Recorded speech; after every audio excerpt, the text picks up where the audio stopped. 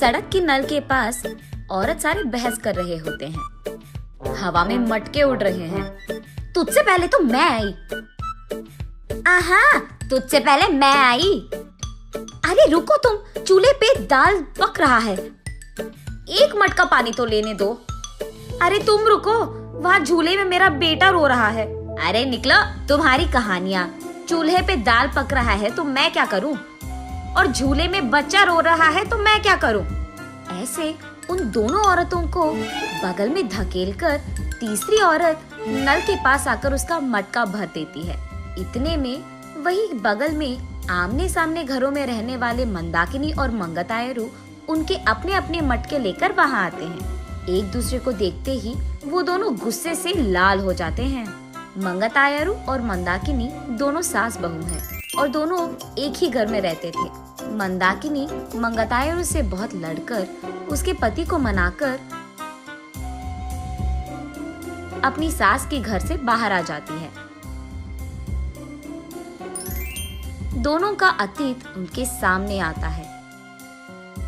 एक मटका पानी लाने के लिए इतना नाटक करती थी। जब भी कुछ काम बोलूं, यहाँ दुख रहा है, वहाँ दुख रहा है कहती थी। और अब देखो, मेम साहब सुबह ही उठकर मटका में पानी भरने नल के पास आ रही है। सुबह उठते ही सारे पकवान को भैंस की तरह खाती रहती है, चीजों को यहाँ से वहाँ तक नहीं लगाती है।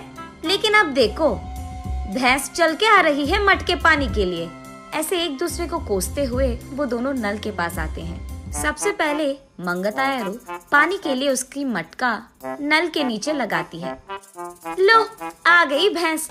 आते ही अपना मटका लगा दिया इसने नल के नीचे, जैसे इसका बाप का जागिर हो। ऐसे उसका मजाक उड़ाकर मंगतायरू की मटके को एक जोर का झटका देती है। बस मटका ऊपर उड़कर नीचे गिरता है। बाप रे, कितनी घमंडी है ये। मेरे ही बेटे के पैसे खाते हुए मुझे भैंस कह रही है, और ऊपर से मेरे ही लटके को लात मारा तुमने। ऐसे कहते हुए मंदाकिनी की मटके को भी जोर का झटका देती है मंगतायरू। मैं तुम्हारे बेटे के पैसे नहीं खा रही हूँ, तुम ही मेरे पति के पैसे खा रहे हो। मेरे सारे बनाए हुए पकवान को सुबह से रात तक खाती रहती है तो भैंस की तरह ही दिखेगी ना। भैंस कहीं की मेरे ही मटके को लात मारती है। कितनी घमंडी है तू। मटके को ही नहीं, अगर मेरी सटकी ना, तेरे को भी मारूंगी, समझी? हाँ, जरूर मारेगी। इतनी घमंडी जो है। मेरे बेटे को मुझसे दूर कर दिया तूने, मेरे घर से उसको निकाल दिया तूने, और अब मेरे ही घर के सामने रह रही है। सिर्फ तेरे बेटे को ही नहीं, तुझे भी तेरे घर से निकाल दूंगी, समझी? मुझसे पंगा लेगी ना, ऐसे ही होगा। तू तो जरूर करेगी, घमंडी औरत, बंदर मुंह वाली कहीं की। तुझे देखकर ऐसा लगता है कि भैंस को कपड़े पहनाए हैं, और तू मुझे बंदर कह रही है। भैंस कहीं की मुझे भैंस कह रही है, मुझे बंदर कह रही है। ऐसे वो दोनों एक दूसरे से लड़ते हुए एक दूसरे के बाल पकड़कर लड़ते लड़ते नल के बगल में मौजूद कीचड़ में गिर जाते हैं। ये सब दूर से देख रहे बाप बेटे दोनों एक दूसरे को देख हंस पड़ते हैं। मंदाकिनी घर में सारा काम करते हुए रहती थी। उसे देख मंगतायरू, क्यों बहू, लगता है कि नल में ना पानी खत्म हो जाएगा, जाकर 2 मटके ले आ बेटी। ऐसे ऑर्डर देती थी मंगतायरू। मंदाकिनी के हाथों बनाए सारे पकवान खाते हुए वो हमेशा शिकायत करती थी कि इसमें नमक कम है और इसमें मिर्ची ज्यादा है, ये तो बहुत तीखा हो गया, ये तो बहुत मीठा है। उसके शिकायत सुनने के 2 दिन बाद तक मंदाकिनी रसोई घर का मुंह भी नहीं देखती थी, रूठ कर अपना मुंह लटकाती थी। तब चुपचाप मंगतायरू को ही सारे काम करना पड़ जाता था।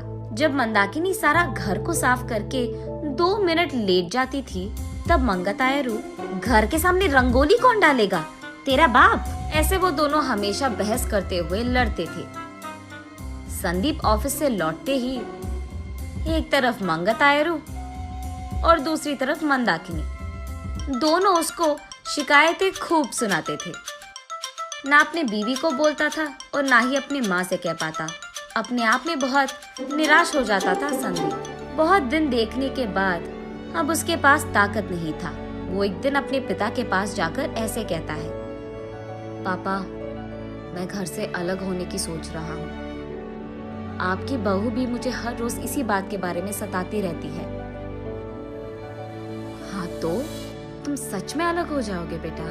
तुम्हें क्या लगता है अलग रहने से इन दोनों में ममता जाग उठेगी? ममता और प्यार भले ही बाहर ना आए, लेकिन इन दोनों को इतना तो समझ आएगा कि एक दूसरे के बिना अपने अपने घरों में अकेले रहते हुए सारे काम अकेले करते हुए कितना मुश्किल है। अब दोनों को समझ में आना है ना पापा कि अलग रहना कितना मुश्किल है। ऐसे कहता है। हाँ ठीक है, तुम्हारी मर्जी, लेकिन अभी के अभी कहाँ जाओगे बेटा? मैं कहाँ जाऊँगा, हमारे घर के एकदम सामने जो घर है उसमें किराए पे रहूंगा।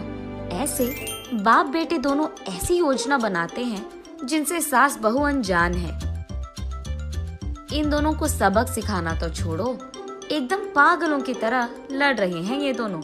ऐसे कीचड़ में गिरे सास बहू को देख उनके चारों ओर मौजूद सारे गांव वाले जोर जोर से हंसते रहते हैं। अब इन दोनों इसके बाद क्या करेंगे ये हम अगली वीडियो में जानेंगे।